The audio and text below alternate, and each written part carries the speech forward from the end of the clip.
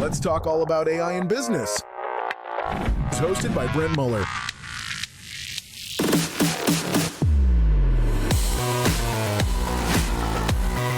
Welcome to the Future Proof Podcast.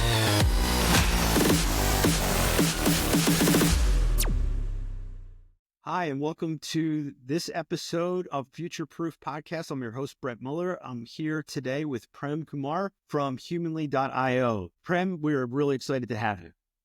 Thanks for having me, Brent. I'm excited for this. Yeah, so let's start off like we always do with your journey. Tell us a little bit about how your path in technology to get to Humanly.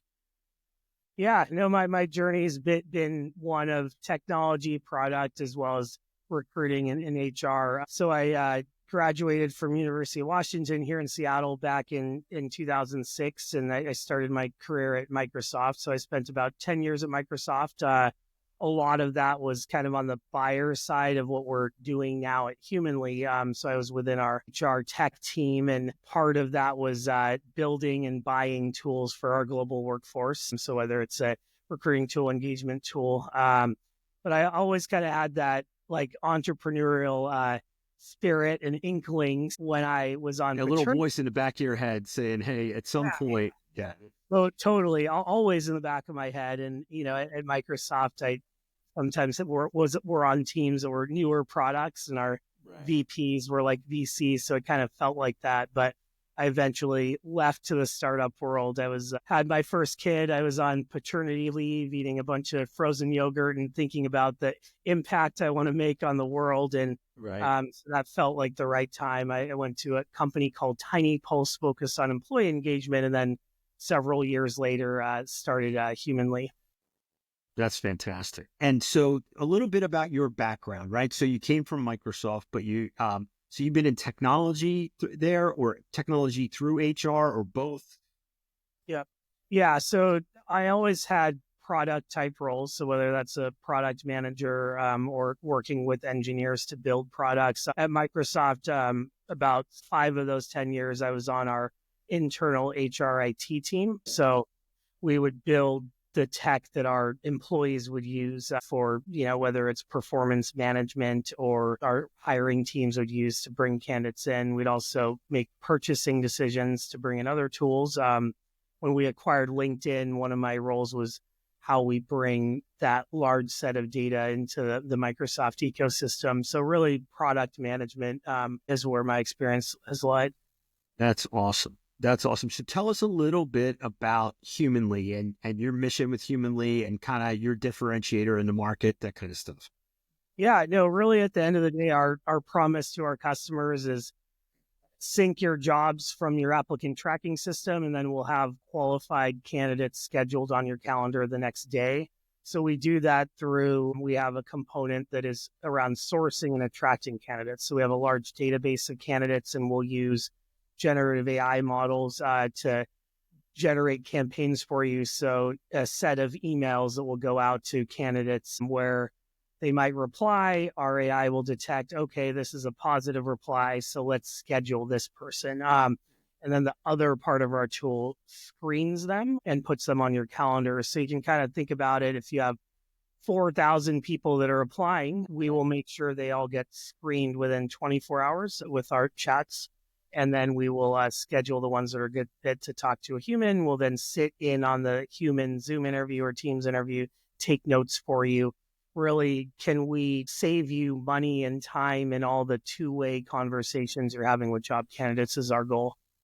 How I've been in so many interviews at so many companies. How in the world is someone not using that service, right? Because I've seen how inefficient or almost every HR department is in this. This is a very difficult thing. Yeah, it is to manage. Yeah, and that's part of the genesis of Humanly was just my candidate experience being on the other side, getting applications ignored and those sort of things. No, fantastic. So do you guys have metrics on like the time savings, or because I can't imagine that you don't, right? And I'd love to just kind of call those out. Yeah. So I think 2 things, and I'll say that candidate experience is really front and center for us. So we don't believe AI will replace recruiters, but recruiters that use AI will replace ones that don't. And on the metrics side, so generally the time it takes, so time to hire is a metric we're looking at. So from the time you first have the job out to when someone's placed enrolled, and there's some metrics within that around like time to apply and things like that. But generally, we're cutting that time to be about 1/5 of what it is now. And then on the other side, we're measuring candidate experience. So the goal is not to just automate everything. It's really to get candidates that are a good fit to humans faster. Right. And then everyone that isn't a good fit, can you provide an outcome for every candidate? So maybe it's suggesting other jobs if they're not a good fit, which our tool can do. It's a great idea. Yeah, or being on deck for later. But on the candidate side, candidates rate the experience talking to our chat agent and using Humanly. 4.8 out of 5 is our average rating. Wow, that's phenomenal. That's phenomenal. So, I'm just thinking, and I have 3 daughters that all have just recently been hired. They're 1, 2, 3 out of college, right? And so they've all just been through this. So this is hitting home for me, not only as with my clients that I consult with, but family right now, and just going through the process. And I think they all would have loved that, right? Getting, especially if they're not a candidate for this job, where else might they be a candidate, right? Yeah. So Prem, this is really, really, really cool. So tell us a little bit about the shift in the industry, because one of the things you said, right? And I know it's just kind of second nature, right? Because you're in it.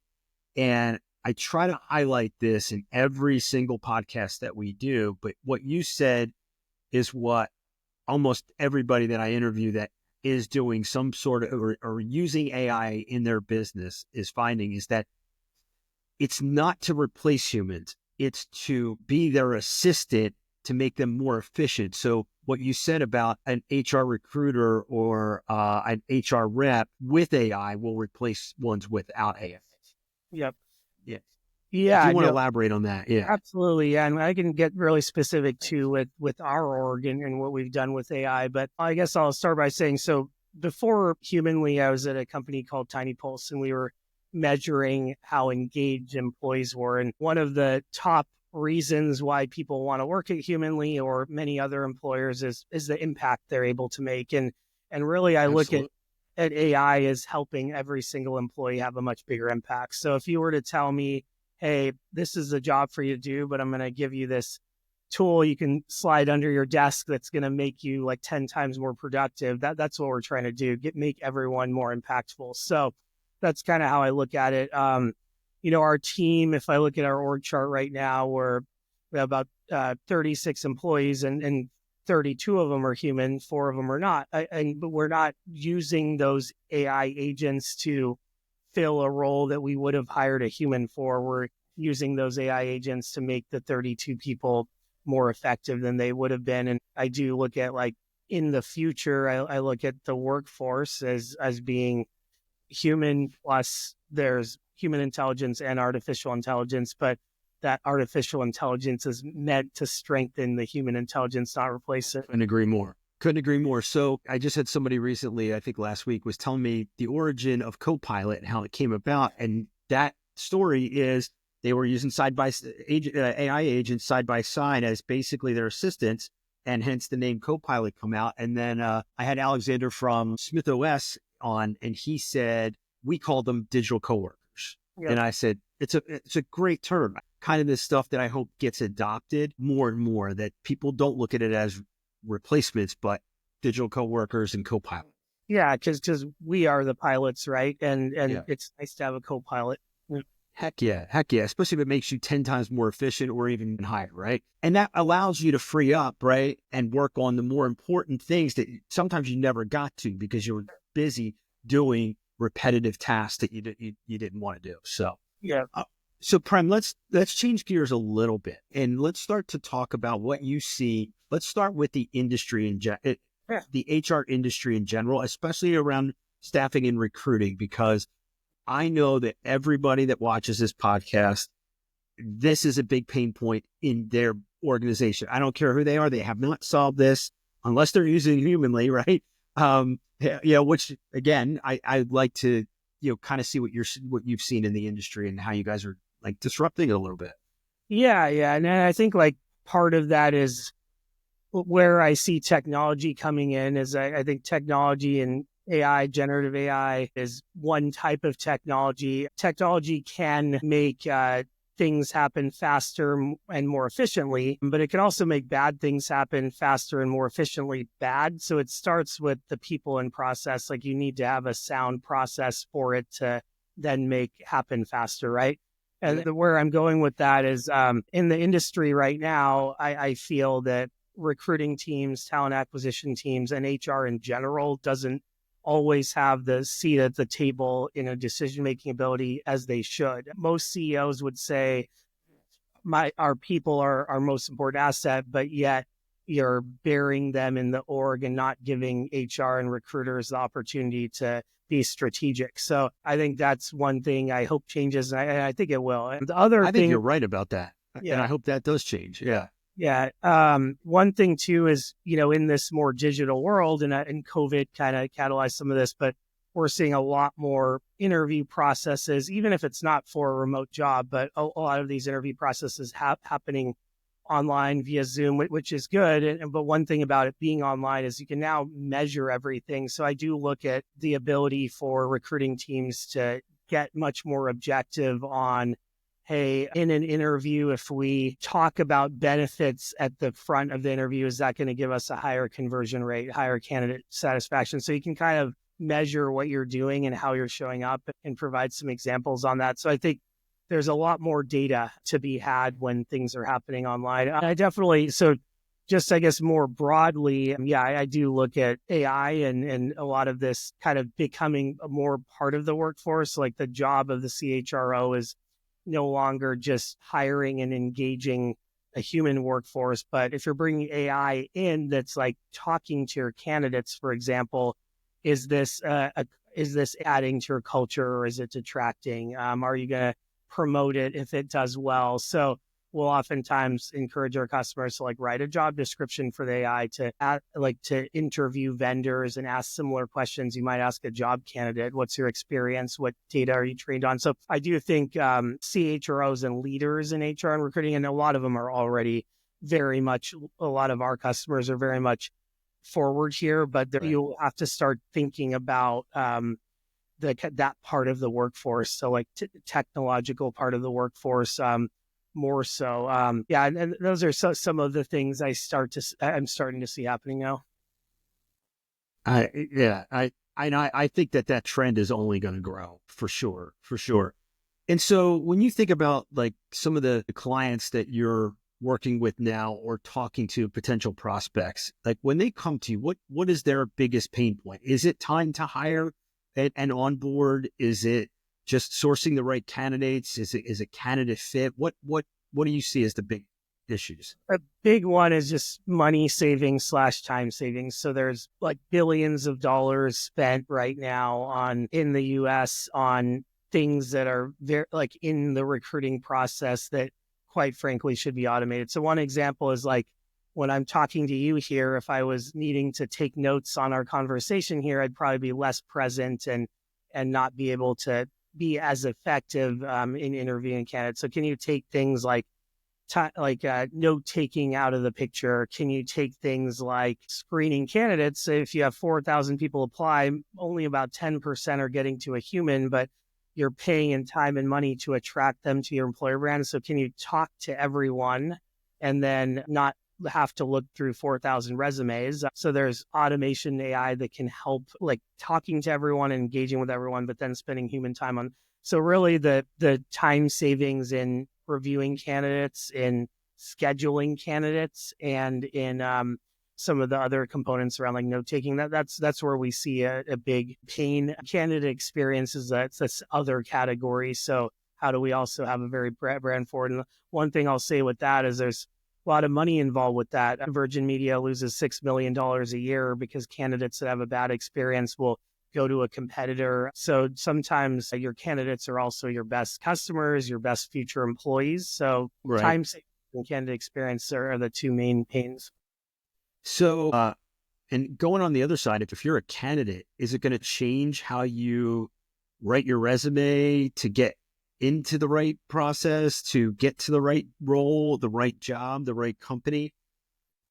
Yeah, so there's a lot like going on in terms of there's there's products for everything right now, and obviously a lot of buzz and hype around AI. So I don't agree with how every vendor is going about doing this. So I think there's some situations that have been created that I don't agree with, but I think ideally, so yes, things would change for a candidate. I think in a few ways. One is ideally you're able to talk to the company. It might not be with a human right away, but can every time you apply, the next step is not just waiting to see if you hear back, but can you start getting engaged, asking questions to the company about what the role is going to be like? So I think getting into the process, and as a candidate, to me, it's not just hiring teams screening candidates in or out, but it's candidates screening companies in and out as well. So can you help the candidate ensure that, because there's a lot of drop off too, where hiring teams might say, okay, people are ghosting, which is very true,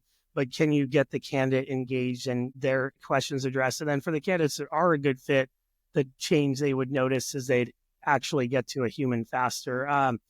And so that's one thing. But yeah, there's a lot of things happening right now where people might use tools to kind of word their resumes in a way because they're kind of guessing what the algorithm's going to pick. Yeah, picking and folks even like faking, like trying to fake out that. So there's kind of a back and forth balance there that I think needs to be corrected. But I do think overall, when we get to a good state, candidates will get in process faster, and hiring teams will get to talk to the right candidates faster.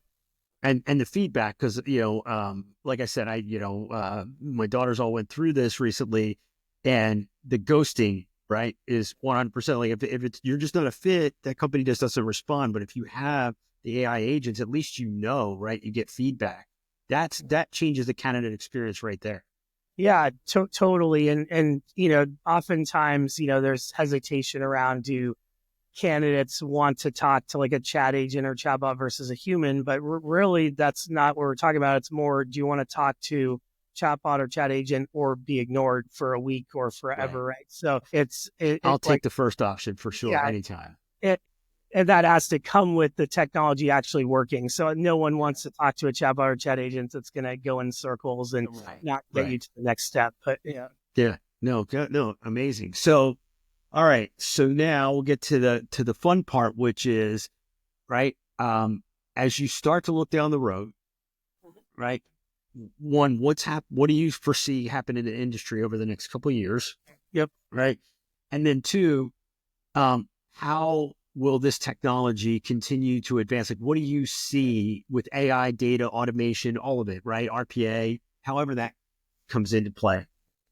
Yeah, so I think what will happen over the next several years. So one, just more on the technology side, I do feel while there's been legislation recently, there's probably going to be some changes with the new administration in the United States. So I would see more of like the AI laws being at the state level, and not necessarily suggesting what I think is the right thing, but just what I think will happen. And the thing with that is I do think it's really important for buyers. You're kind of like voting by buying a product in the future you want to see. So I would say, like, when as a vendor ourselves, we're really at the service of our customers and trying to build something that will solve their problems. So the choice buyers make, and especially larger tech companies make in the vendors they're investing in, will have a big impact on what the future looks like, and ethical AI and guardrails around it. So 100% that has to come into play. Yeah, it has to come into play. And as a buyer, you're asking the right questions. Is this vendor audited? Because AI is a little different than other tech, where other tech, you kind of put something in and know what's going to come out. With AI, it's less deterministic and there's more variability. So I think part of what the future might look like depends on what people are buying. And so that's one thing I definitely see, and it depends on role in industry, but for high volume, more entry level roles, I do see more of the parts of the process being automated, and for candidates benefit as well. Like I'd rather go through a process and find out if I got the job in 24 hours and start the next day.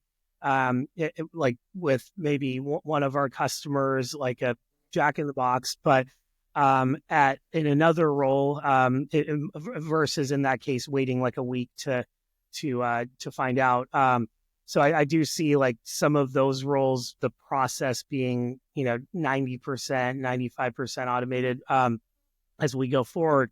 And then with more specialized roles, I think you are going to see, hey, like I want to interview for this role, and someone's available to interview you like 15 minutes later. So I do think like the speed to get processes started and done is going to drastically change. And then I also, I feel like there'll be candidates will have more power in this new world, Right. and that won't cause them to do things like just throwing resumes out to jobs they might not really want to work at, because they don't know who's going to reply, who isn't. So I do think that would also help hiring teams in the sense that they're talking to people that actually are interested in the job now.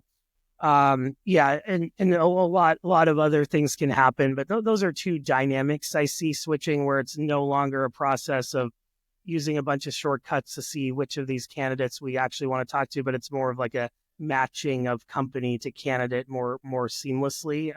Right. So those are a couple of the things that I see happening. And do you see more and more HR departments, especially at the mid market and higher mid market and enterprise level,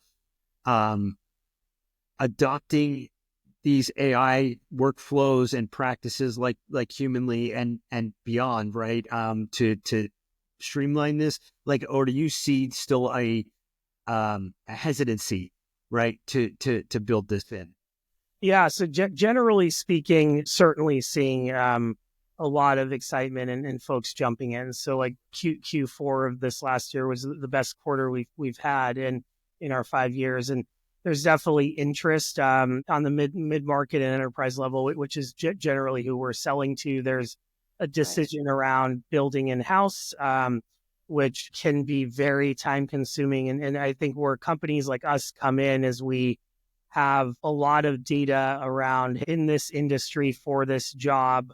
Are this type of chat with this template, this type of email is going to give you the best conversion. So like, to me, like the tech is there, but it's not power. It's kind of like a human that, like my son who's 9 could interview a candidate. I could give him a list of questions, just like you can build a thin layer on top of a LLM to talk to a human. But does he know that, hey, if I talk about for my company, these sorts of things, we're going to convert him better? Like, does he know the pay transparency laws in Colorado? So I think for vendors like us, just being able to have that level of data to make this stuff actually work is powerful. But so, yeah, definitely seeing an uptick, but it's also the first time I've seen that I've been in technology over the last 20 years where there's a technology that so many people want, but so few people trust. So according to Tideo, 83% of companies in the US are interested in AI, 27% fully trust it. So the last time I saw that was with cloud computing, and it took a while for it to hit mainstream. Yeah, adoption is probably going to be faster than cloud just because of the curve. But I agree with you. I still think it's going to be slower than people think for that reason, right? The trust. And so you're hitting on another topic that I usually ask, right? Especially with guys like you that are already using it. But one of the biggest trust factor that I hear from other founders and CEOs is, how do I know that I'm protecting my IP and I'm protecting my data and I'm being compliant and privacy compliant, right, with all that, right? So how do you answer that when you're talking to your clients? Because I know that comes up. Yeah, well, one thing that's really interesting, particularly with generative AI and some of the large language models, is most of the stuff you need to do to, like what we're talking about with automating all these things, you don't actually need like LLMs in as many use cases you might think. Most of our customers, like I would say like maybe 5% of our customers might have cases where you come in, but you have like small language models where this is a single company's data that's being used for their own purposes, Right. especially like on the enterprise side where you have a lot more data, gets us to pretty much all of the automation I described. And there might be some cases, absolutely, where in scenarios where we're not touching private data, where we will plug into an LM. But I also think like buyers shouldn't have to care, or on the back end, are they using OpenAI or maybe Google came out Claude or Grok, right? Yeah. Yeah. So the way our chat agent works, our chatbot works is, if you ask it a question which I think is what, way that I think will be more prevalent is if a candidate asks our chatbot a question, what are the pay and benefits? First off, the customer, when they onboard, can decide what it answers and what it doesn't, but Right. it's pinging their internal knowledge bases. So things like health thoughts, things like employee handbooks. But in the case that we're going to an LM, and we don't have to, so customers can choose. But if we do, we're not just plugged into one, we're pinging all the top 5, and then whichever one has the highest quality answer, we then put our guardrails to make sure it's not saying anything that's not appropriate for recruiting and HR context, and then delivering it. So I think like vendors being agnostic of LLM will help with some of the things you're describing, and it also makes it so that in many of these cases you're not actually having to, because there's a lot of fear about, is my private data getting out there? But in most implementations, to get to the value, you don't need to even create that scenario in our space, I feel. No, that's fantastic. I try to say, like, how many, I usually ask, how many data integrations does your company have today, right? Where you're calling out to APIs. It's no different, right? It's just. Exactly. Yeah, exactly. Yeah. So as you start to look out for, and you can put your hat on for humanly, you could just think about your industry in general. What do you see over the next, and again, I try to pull everything back. We used to ask this question a long time ago. What's your 5-year outlook? I don't think that's realistic anymore. What's your 1 to 2 year outlook, right? Opportunities and challenges ahead that you see. Yeah, one thing, I'll start more general, but I'll get specific. Like one cool thing about this space, and like we were talking about, I think before we went live here, but just it's an amazing opportunity we have with this, where technology is. And I think when SaaS came out, it made vendors like us, it wasn't like, hey, you have a bunch of requirements, you'll spend a year building software and then see if people like it. You're like collaboratively working with your customers more, taking feedback.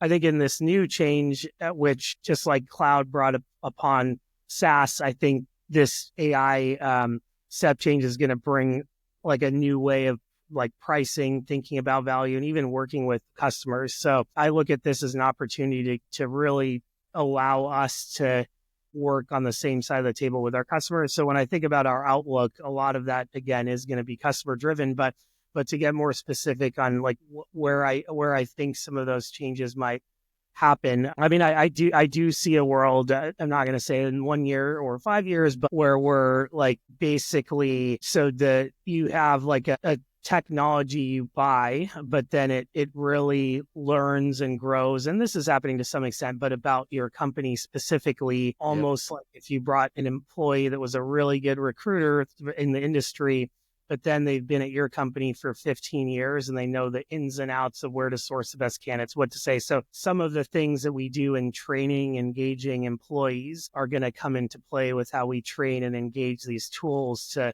learn the most about us and then represent us to the outside world. So I see that concept of almost treating agents as employees is something that'll come about much more so.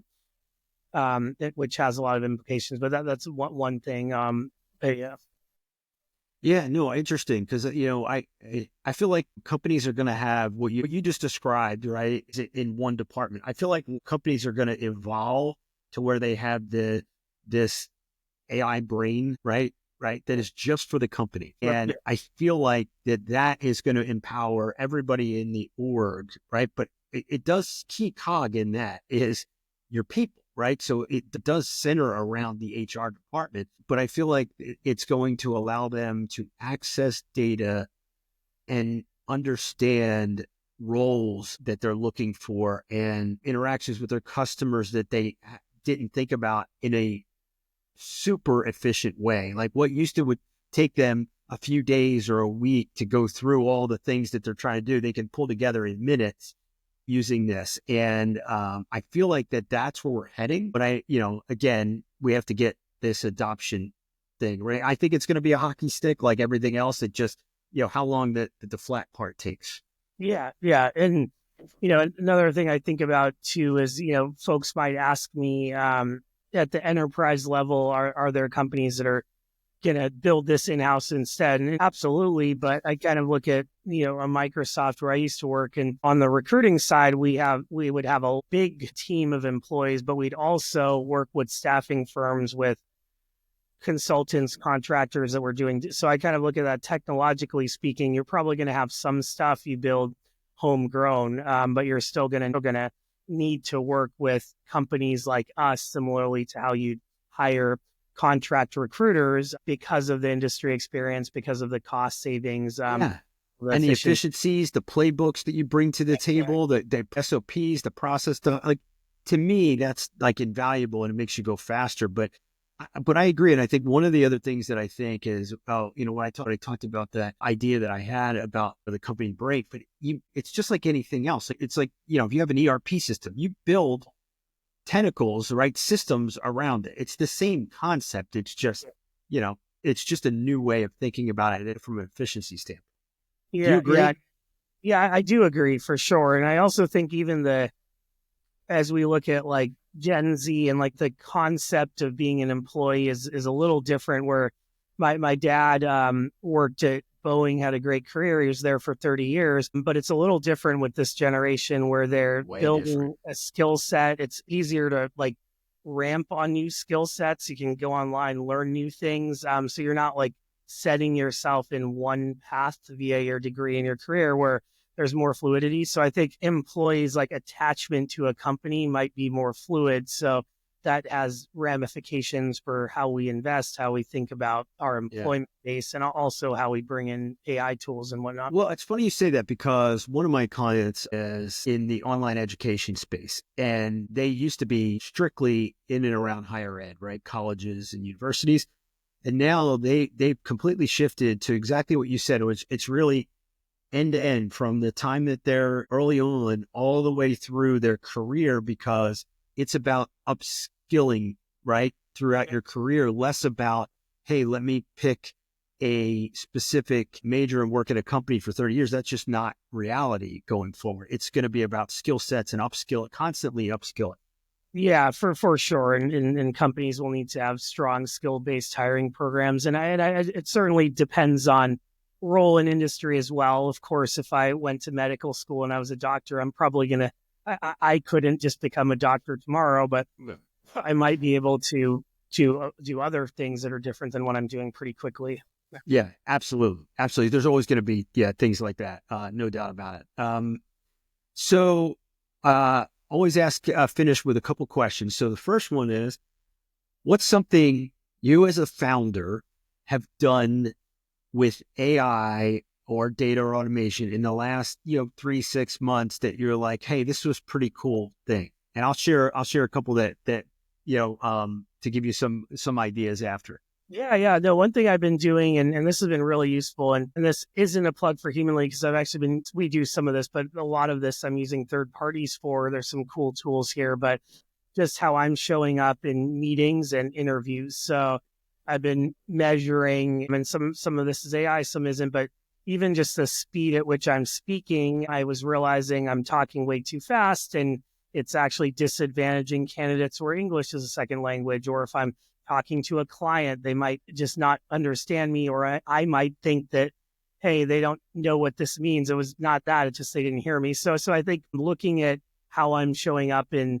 Zoom calls and team calls, even measuring things like empathy. So there's a company in Seattle called Empathic, and the founder is a psychologist, and so there's models you can use to say, am I being empathetic enough? And if I'm more empathetic by maybe pausing, letting the other person talk, leaving time for questions, is that going to actually give me a better result? So I'm kind of monitoring how I'm showing up. And I'm not like sharing the data with the whole world, obviously, but it's for me to be able to get better as a communicator. That's been one thing that I've been doing. Yeah, it's funny. A couple of the guys that I've interviewed recently, like one did, hey, act as an antagonistic board member, right? And as he was preparing, and he said the feedback he got was incredible. And then another one was he was trying to communicate something, and his big thing was about communication. So he put his email in there, but the prompt was in ChatGPT was really about, hey, this is what I'm trying to get across to this group. Please rewrite this to be more, like to your point, more empathetic, but also get across what I'm trying to convey and the outcome I'm looking for. Yeah. And he said the output, he's like, I never would have wrote that, but he said it was phenomenal. And he said, he sent it, and a week later he had asked, because he got the outcome he was looking for, and he asked the director that he had sent it to. He's like, hey, this is what I did. Like, because I wanted to communicate better. Did it really help? And he's like, oh, it was amazing. And so I'm like,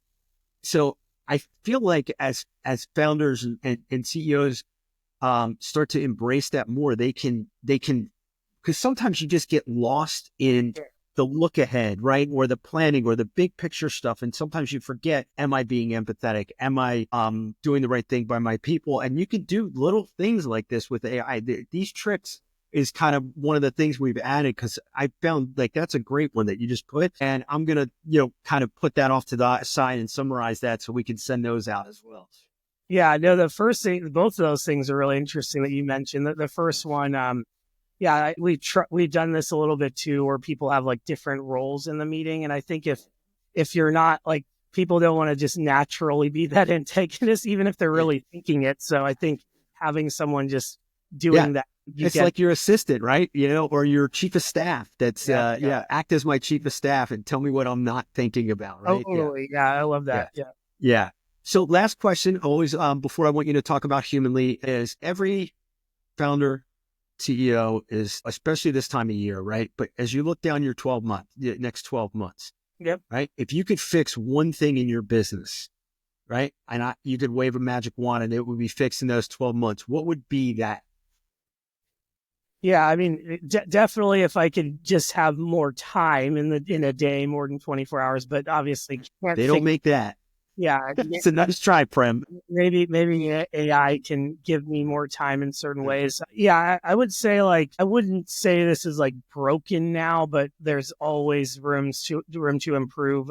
So this has to do with the culture, and we have a really strong culture, one I'm proud of, but I do look at culture as it changes as the stage changes, and it's almost like building product where you need a roadmap. So the culture that helps us succeed at the middle of this year, end of this year might be different than like 2 years ago. So what I want to do personally is make sure that, and with our leadership team, is that we have enough, that we're listening in all the right ways so that we're adapting quickly enough and we're not just stuck on, hey, this is how we've always done things. And while this isn't like a problem right now, it's something that I could see if we aren't able to quickly adapt how we build, how we engage as the company grows. So our plan is to significantly grow the amount of employees this year. That would be one thing I want to keep an eye on, making sure we're quickly adapting those things with the change in company size. Yeah. Well, no, I appreciate you sharing that, because again, I think we're so positive about everything and everybody has challenges. And I feel like everyone's got different focus, and the more we can share about those kind of things, I think it helps everybody listening to the podcast as well. But Prem, this has been phenomenal. Can you tell us a little bit about, and again, we'll put all the links there, but tell people how to get involved with Humanly, especially if they want to streamline their HR department and start to get candidates hired quicker. Yeah, awesome. Thanks, Brent. So certainly our website is humanly.io, and feel free to email me directly as well, prem@humanly.io. Really, so we're selling to mid-sized companies and enterprise. The goal is to integrate your ATS, and then we sync your jobs in, and we have qualified candidates that will start showing up in your ATS, but also scheduled on your calendar.